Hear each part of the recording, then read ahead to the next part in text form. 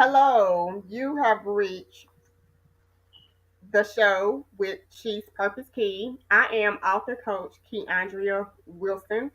I work with Christian professional women who are stuck. As a coach, I help women survive occupational stress, moving from burnout to balance, from stress to success. So we are able to have healthy wealth, healthy lifestyles, and healthy families. And today on this show, we want to bring recognition to the ladies that's in social work. And for the month of March, we are celebrating. There's a National Social Work month that we not only celebrate women, but we celebrate all social workers because guess what? Social workers matter.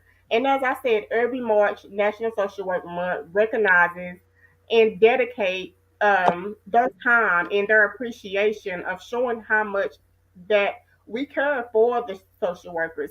And many does not really know the different areas that social workers work in because there are just so many different areas that social workers are operating in. You have social workers in the schools, you have social workers in hospitals.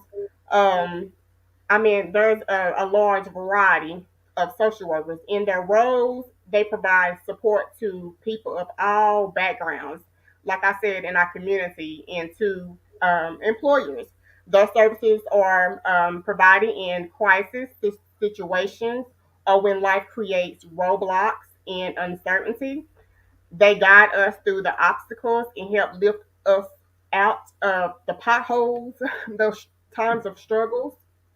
Social workers provide a voice for equal rights for the weakest of us and help us to connect with resources when we are in need, right? And so today I have two guests here. And one of the guests is Jacqueline Cabu Harrison, and she's a licensed clinical social worker. And then I have a second guest who is Sally Taylor, and she has her MS in education psychology. And so I am going to bring these ladies on today, and we're gonna talk a little bit about who they are. We're gonna talk about what led them into the field of social work, and we're gonna also talk about their passions. And because I am a faith, purpose, and burnout coach, we're gonna talk about the pros and cons when it comes to lifestyle boundaries, healthy boundaries, and what are some things that we need to do to have healthy wealth, to have healthy lifestyles, and to have healthy families. And so I'm going to start with Miss Sally today. I'm going to start with her, and I'm going to allow her to introduce herself and let us know what led her into this field and what is her passion. And so, Sally, you good to go? Okay, so as you said, I'm Sally Taylor. I have been in the field for probably 22 years. I started out um, doing case management in home and in the schools. Um, and I just loved what I did. And I felt like it's something that I wanted to continue doing. I loved working with kids, specifically teenagers. So I decided to go back and further my degree and then work as an adolescent therapist for probably 12 years. And then I took some time off to parent my kids and went back to work October of 2019 to Omni Community Health and did parenting assessments there, which I love.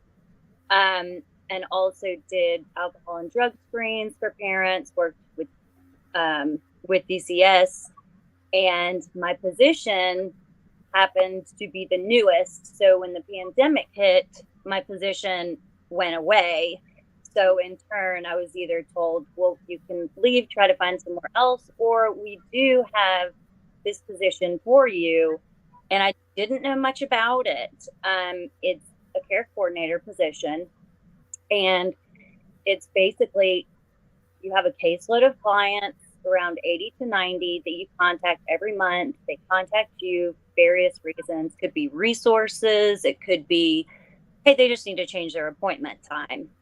But this has been the best job I have ever had. I mean, I love getting up every day because I get that contact with clients. And as you said, there's a lot of burnout with this field, but fact, sometimes it is more than minimal if I have some clients that are really going through some things, but it's a position where I can have brief contacts with a lot of people, still feel like I know them, and still have the flexibility to take care of my family.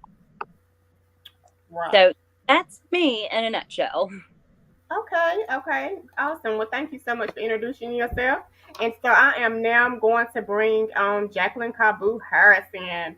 If you can kind of introduce yourself and let us know what led you into the social work field and your passion about the social work.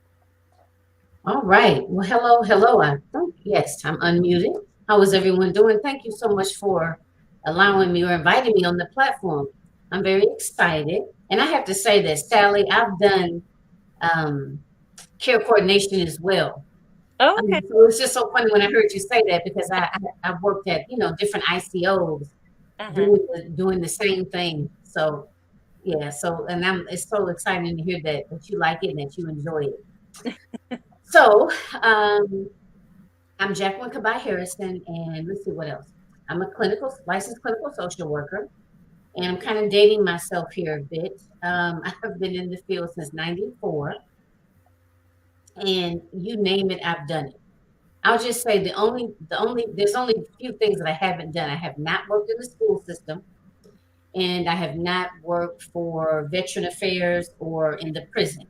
But other than that, you name it, I've done it. So let's see. The other question was, why did I decide to go into the field, right? Yes. So initially, and this is still it's kind of hard for me to say it, but I initially went into the field because I wanted to be able to help my father. My dad was a functional alcoholic, and I originally went into the field because I wanted to help him. Didn't help him, but I was able to, help a lot of other individuals basically take their power back and start, really taking control of their lives and making better choices. So, did I answer everything? Yeah, you did. And Okay. so, what led you into the social worker field, the social work field. But what has been, and so one of your passions has really been to help people regain their power, right? And take control over their lives, right? Mhm. Right. And Yeah. so I heard you mention about your father, when it came to him being an alcoholic. And so because you said that, don't don't be alone, don't feel alone with that, because I actually experienced that as well. My mom was an alcoholic, and I am one of the most um, just caregiver. When it comes to being a caregiver, just being there for our families, sacrificing for our families. I experienced that as well coming up as a child, and that really opened my heart up and led me into the healthcare field.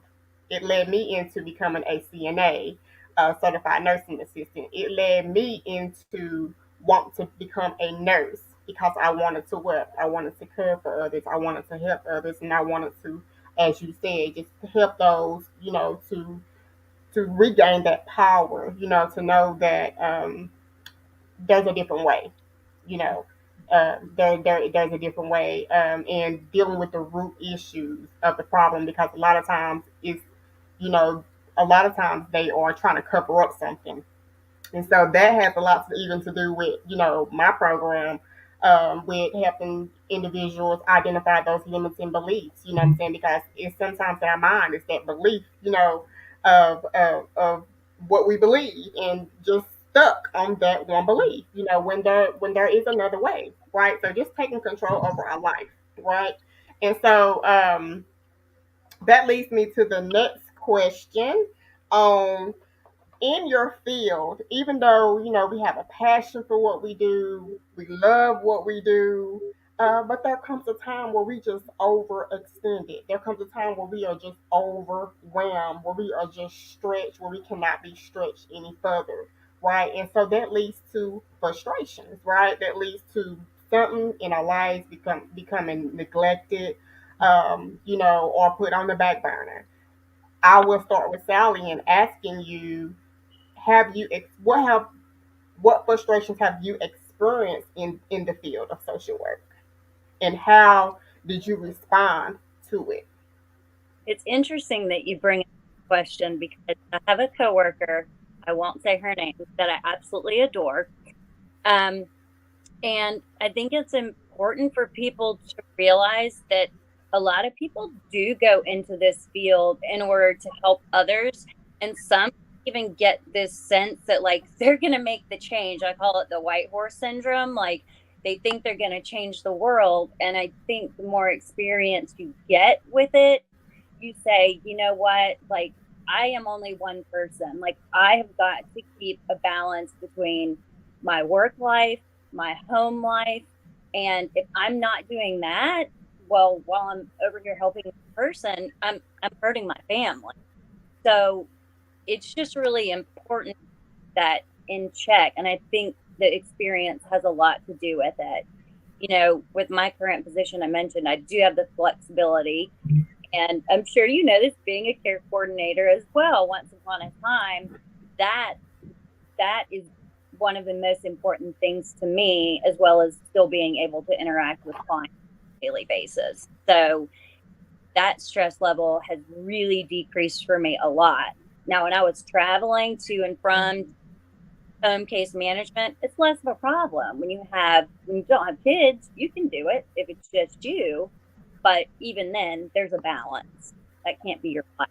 So I would just Mhm. encourage everyone, regardless of what it is that you do, if it's turning your music up really loudly, not talking to anyone on your phone on your way home from work, and just thinking about your day and taking it all in and saying, I'm going to leave this at the door. It That can be an important thing, just something not little. Exercise, if it is talking on the whatever your need, you should meet that need in order to keep that balance. Right, right. I definitely love the music. Let's turn the music up. Let's play, whatever works for you. Right. So yeah, so Miss Jacqueline, yes, Miss Jacqueline, Okay. what is your take on it? In terms of how I basically take care of myself and not bring it home.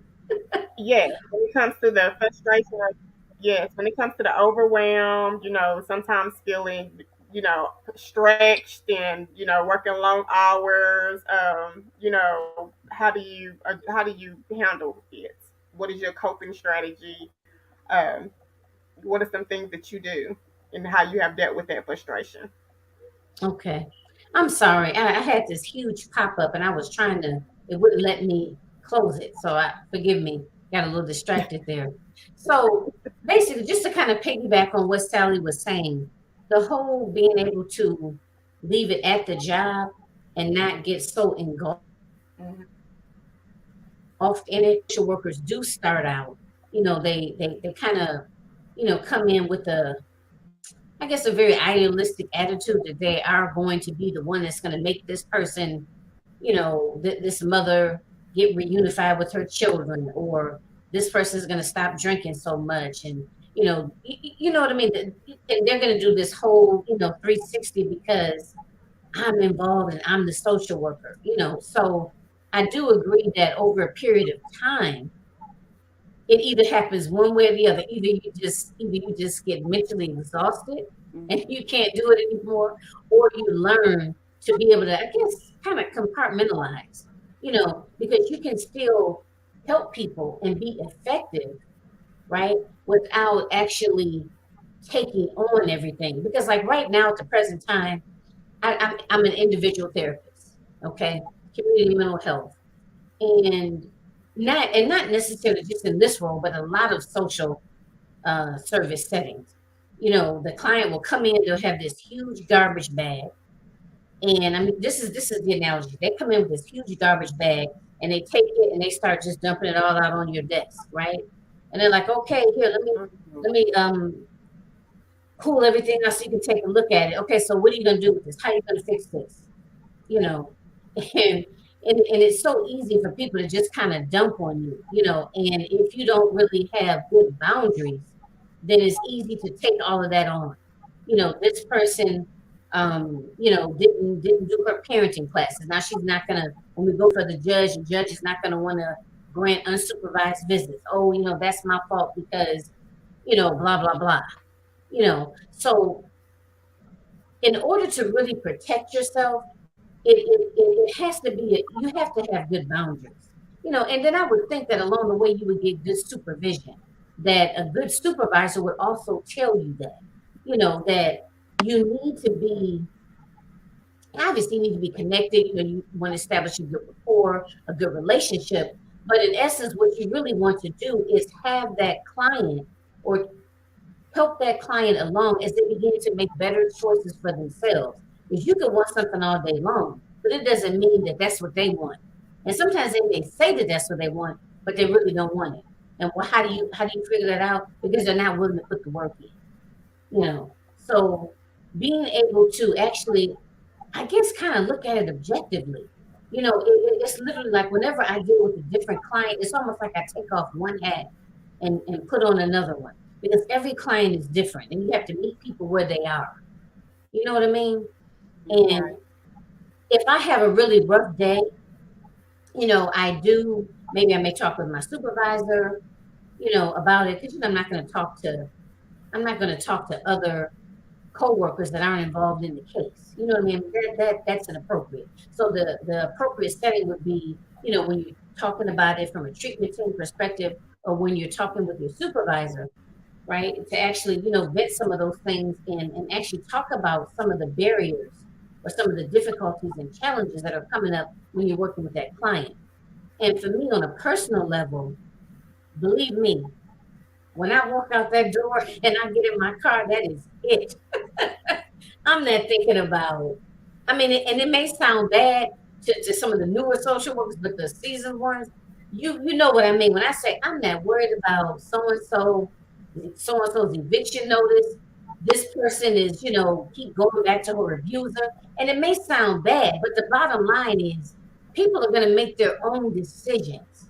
Right. You know what I mean? At the end of the day, they're gonna make the best possible decision for themselves at that time. I can sit up all day long and think it's wrong, it's not right, why are you doing that? But the bottom line is they're an adult and they have free will. Now when you're talking about children, that's different. So for me, I do a lot of working out.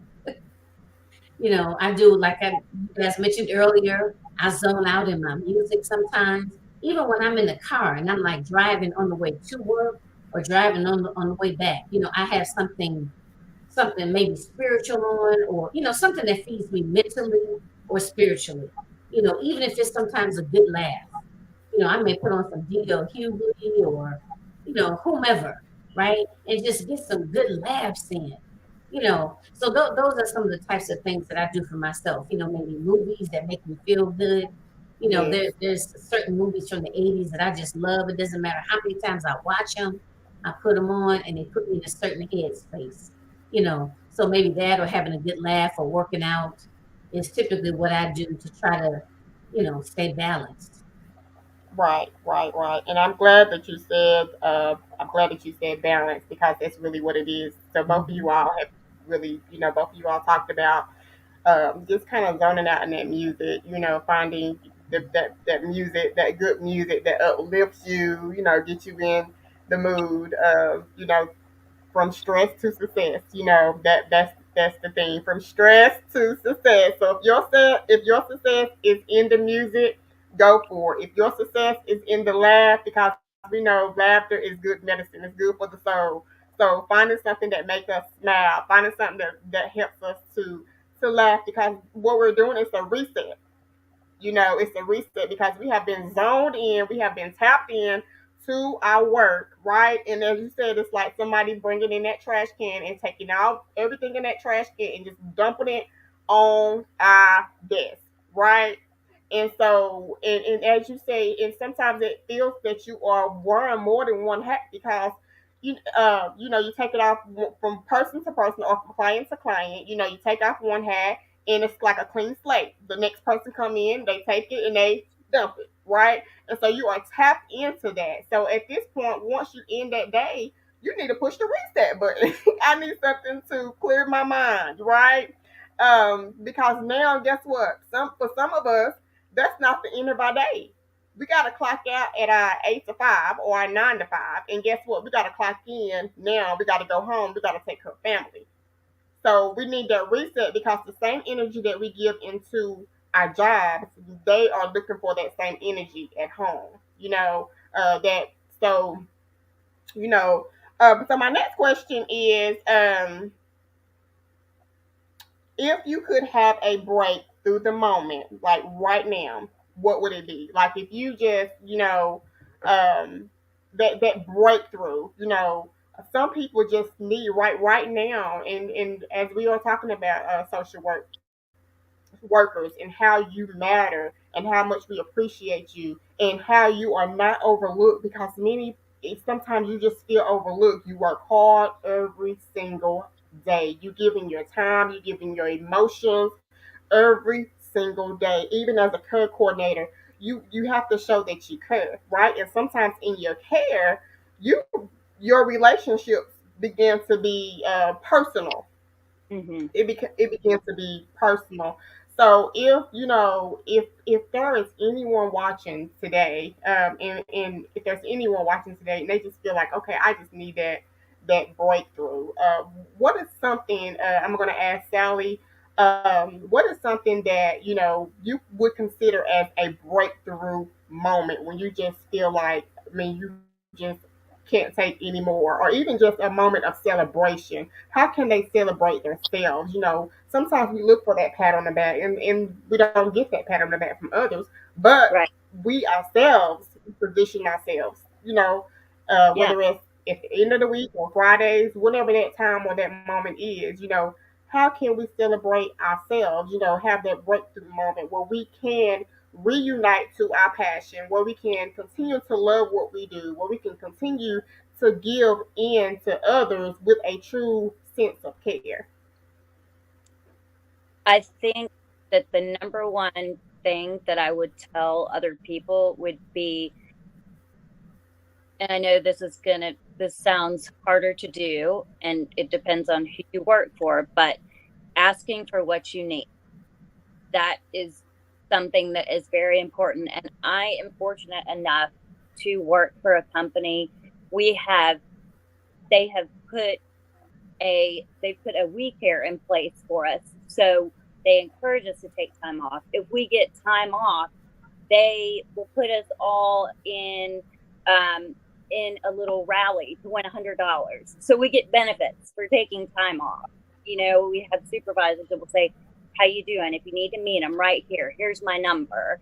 And I know it's unfortunate that a lot of people may not have that, but continuing to ask for what you need. And if you're not getting it, if that's what you need to support, then I would be going elsewhere, is the bottom line. Because having worked with a company that is so supportive is everything to me.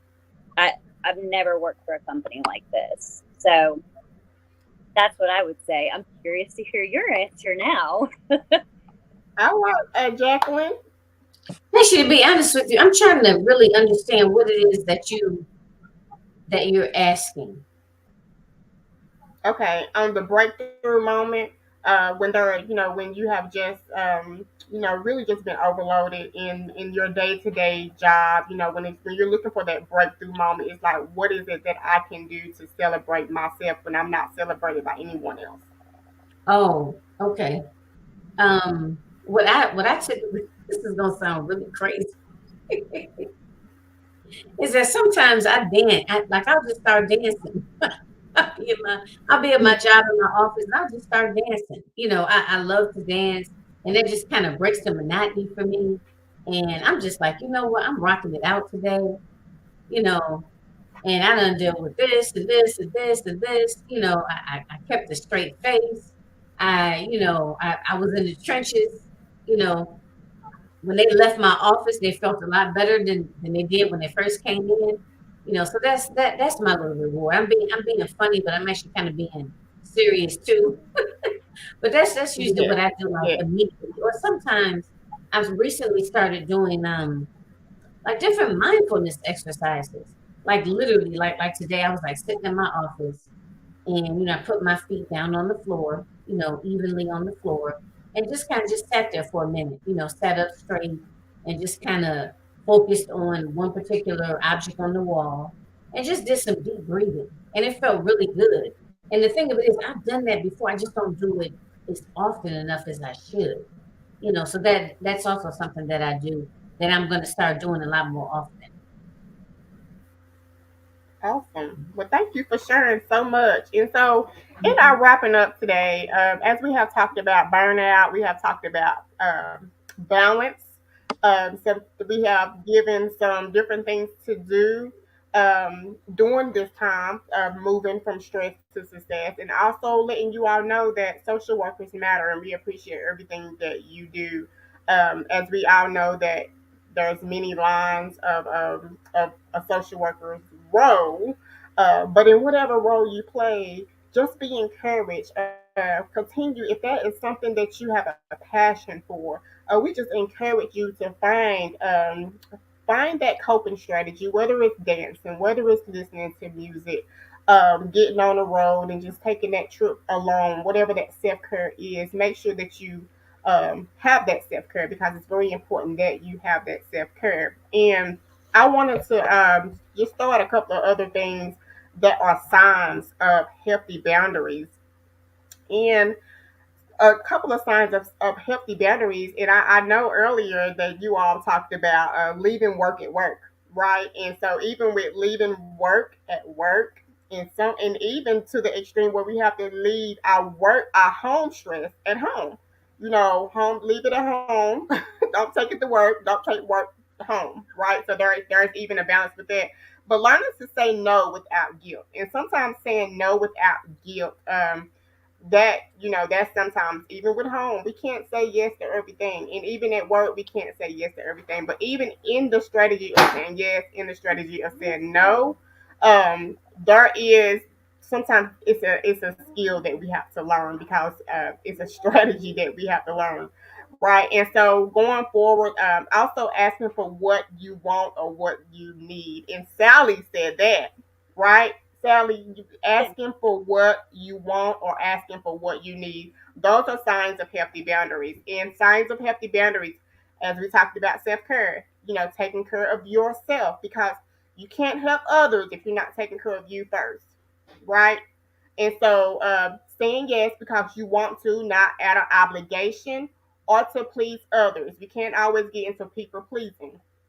So saying yes because you want to, not out of obligation or to please others. Other signs of healthy boundaries is behaving according to your own values and beliefs. Make sure that you check in and connect with yourself and remind yourself of your why. What is your reasoning? What has really led you into this field? What are your values? What are your beliefs? In what you do.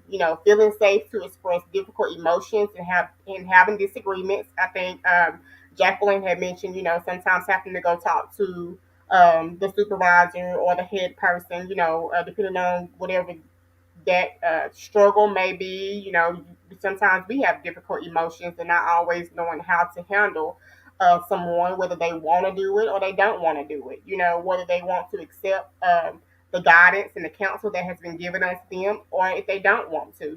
But sometimes we get personally connected with them, and we are bothered. Because we want to provide that help. We want to not only provide that help, but we want to see that change, right? And so we want to position them to take control over their lives again because there is a different way, right? So just feeling safe to express those difficult emotions and having those disagreements. Feeling supported to pursue your own goals. You may be in one place of your career and things may not, it's not that you're not in the right place. You may be in the right place, but it's time to transition from the current location for the job itself. so you can be more available for your family, so you can be more happier in what you do, because we do know there's, as we say, social workers in the community, social workers in the schools, social workers in the hospital, social workers in the prison, social work. I mean, again, you just have to research um, what is going to be better for you. And as they out, they both have experienced current coordination. So it sounds like that's another avenue. So feeling supported to pursue your own goals, being treated as equal, taking responsibility for your own happiness. That's very important. Taking responsibility for your own happiness and not feeling responsible for someone else's happiness. Even though I'm sure that's very difficult when it comes to as a social worker, because you do feel like you sometimes responsible for that person's happiness, because when they walk in, they may walk in one way, but when they leave, you want them to walk in different. You want them, not to walk out the same way they walked in, right? So you do feel to a certain extent that you are responsible for their happiness for the day. But we have to learn, once 4:30 hit, once 5 o'clock hit, that's the end of your shift, you know. Um, and so being in tune with your own feelings is very important. I think a lot of us, we do not tune in with our own feelings. We sometimes connect to other people's feelings, but we don't tune in with our own feelings, or we cover up how we truly feel in shopping and doing other things that we shouldn't do, to cover up how we truly feel, because we either trying to, don't want to say it, or don't want to have the wrong response about something, but that's part of tuning in with yourself, right? Is to evaluate why you may be feeling a certain way so it can be addressed. Because if it goes so long without being addressed, that's when we really, go into other things, right? Because sometimes I'm sure stress can lead into other illness. So, we definitely got to take care of ourselves and stay healthy. Knowing who you are and what you believe is right, and what you believe your personality is and your makeup is, your lane. As you hear people say, stay in your lane. How you operate may not be the same as the next person, right? So just being your authentic self. In your role and your responsibility. And so that kind of ends up our show tonight. As we are on She's Purpose Key, as I am, I'm Coach Keandra Wilson. I work with Christian professional women who are stuck, helping them to identify limiting beliefs.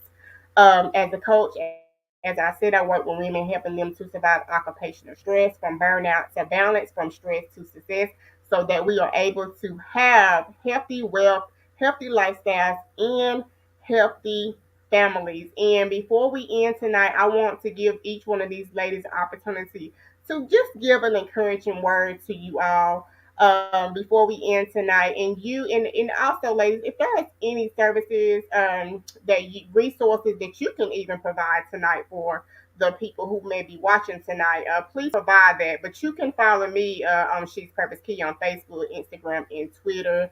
My website is She's Purpose Key, and that's She's with the SHES Purpose Key.com. So you can follow me. And so, Sally, I would like for you to give one last encouraging word before we end this show tonight. I would just like to say that unfortunately, social work is recognized a lot of times, but as you said, there are so many different ways that it is so beneficial to so many people. So, for all of you out there that are in the field of social work, you're doing a great job. Thank you so much for what you do. And again, keep those healthy boundaries so that you don't get burnout, so that you stay with us and you stay helping those people that need it, as well as yourself. So Jacqueline? I would say to make sure that you take care of yourself. Make sure that you practice regular self-care.